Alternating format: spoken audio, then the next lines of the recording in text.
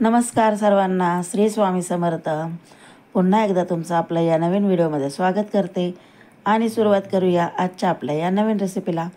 तर मंडळी, आज आपण करणार आहोत उपवासाचे डोसे किंवा घावणी, दोन्ही आपण याला म्हणू शकतो.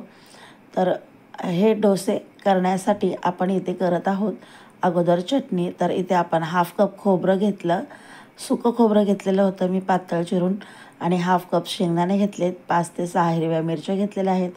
तसंच अर्धा इंच आल्याचा तुकडा आपण याच्यामध्ये चिरून घातलेला आहे. तर याची आपण छान अशी बारीक पेस्ट करून घेतलेली आहे. तर इथे आपण आता चटणीला फोडणी देऊया. इथे आपण गॅसवरती छोटंसं पातेलं ठेवलं आहे, त्यामध्ये 1 टेबलस्पून एवढं तेल घालून घेतलं आहे. तुम्ही जर इथे जिरं खात असेल तर तुम्ही ते जिऱ्याचा वापर करू शकता. तर मी उपवासाला जिरं खात नाही, त्यामुळे मी फक्त तेलावरतीच आपल्या या चटणीला फोडणी घातलेली आहे. तुम्हाला हवं असल्यास तुम्ही या चटणीमध्ये जिरं, कढीपत्ता आणि कोथिंबीर असं बरेच जण खातात, तर त्यांनी वापरलं तरीसुद्धा चालेल. तर अशी ही आपली चटणी रेडी झालेली आहे. इथे आपण चवीप्रमाणे मीठ घातलेलं आहे. तर चटणी आपली छान उकळली की आपण मस्त असा गॅस बंद करूया आणि घावणीची किंवा डोश्याची तयारी करून घेऊया. तर आता आपण गॅस बंद केलेला आहे. तर अगदी थोडीशी अशी जरी पातळ चटणी आपली दिसली तरी ती थंड झाल्यावर अगदी छान मस्त अशी घट्ट होते. तर मंडळी, तुम्ही अजूनही आपल्या चॅनलला सबस्क्राईब केलं नसेल तर प्लीज चॅनलला सबस्क्राईब करा, बेल आयकॉनला क्लिक करा, म्हणजे तुम्हाला आपल्या नवनवीन रेसिपीजच्या नोटिफिकेशन सर्वात अगोदर मिळतील आणि अशा साध्या आणि सोप्या रेसिपीज पाहायला मिळतील. तर आता आपण करतोय घावणी किंवा डोसे.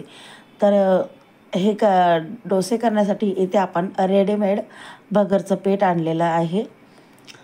घरात यावेळेस नाही बनवलेलं, तर रेडीमेडच भगरचं पीठ घेतलं आहे. रेडीमेड भगरीच्या पिठापासून आपण हे छान डोसे करून घेणार आहोत. तर 1 कप भगरीचं पीठ घेतलं, 2 टेबलस्पून दही घातलेलं आहे, चवीप्रमाणे मीठ घालून घेतलेलं आहे आणि आता आपण हे व्यवस्थित मिक्स करून घेऊया.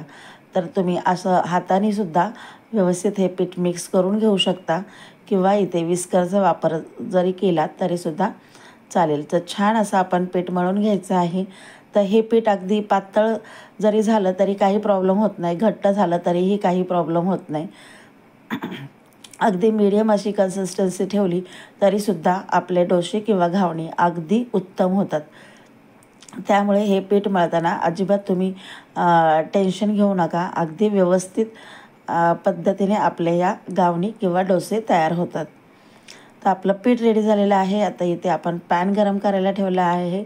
त्यावरती आपण थोडंसं अगदी तेल लावून घ्यायचं आहे आणि लगेचच आपण जे बॅटर करून घेतले ते घालून घ्यायचं आहे. तर तुम्ही बघू शकता, अजिबात आपल्याला पसरवायला जास्त वेळ लागला नाही. अगदी पटकन व्यवस्थित पसरलं गेलेलं आहे आपलं बॅटर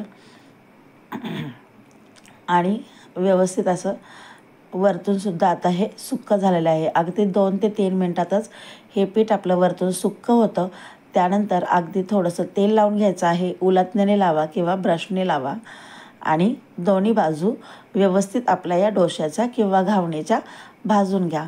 अगदी छान मऊ लुसलुसीत सॉफ्ट अशा आपल्या या घावणी किंवा डोसे तयार होतात आणि अगदी 10 मिनटातच आपला हा नाश्ता किंवा लंच किंवा डिनर उपवासाचा रेडी होतो. त्याचप्रमाणे आता मी तुम्हाला दुसरासुद्धा डोसा करून दाखवत आहे. तर हे बॅटर असं पटकन टाकलं की अगदी पटकनच पसरतं, जास्त वेळ लागत नाही आणि एकदम पटकन आपल्या तव्याला न चिकटता लगेचच निघलंसुद्धा जातं. तर अशाच पद्धतीने आता मी इथे सर्व डोसे करून घेत आहे. तुम्हीसुद्धा एकदा नक्की ट्राय करा, तुम्हालासुद्धा नक्की आवडेल. अगदी 10 मिनटात झटकीपट आपल्याला उपवासाला हा नाश्ता रेडी होतो. तर मंडळी, तुम्हीसुद्धा ट्राय करा आणि मला कमेंट करून नक्की सांगा कशी वाटली रेसिपी आवडल्यास लाईक करा, शेअर करा, चॅनलला सबस्क्राईब करा. तुम्ही बघू शकता, अगदी मऊ एकदम सॉफ्ट असा आपला हा डोसा झालेला आहे आणि अगदी संध्याकाळपर्यंत ठेवला तरीसुद्धा असाच एकदम मऊ राहतो. तर 1 कपामध्ये 7 ते 8 अशा आपल्या या घावणी रेडी झालेल्या आहेत. 2 जणांचा उपवासाचा नाश्ता हा पोटभरीचा आपला रेडी झालेला आहे. पुन्हा भेटूया नवीन व्हिडिओमध्ये नवीन रेसिपीसहित. तोपर्यंत काळजी घ्या. Bye bye.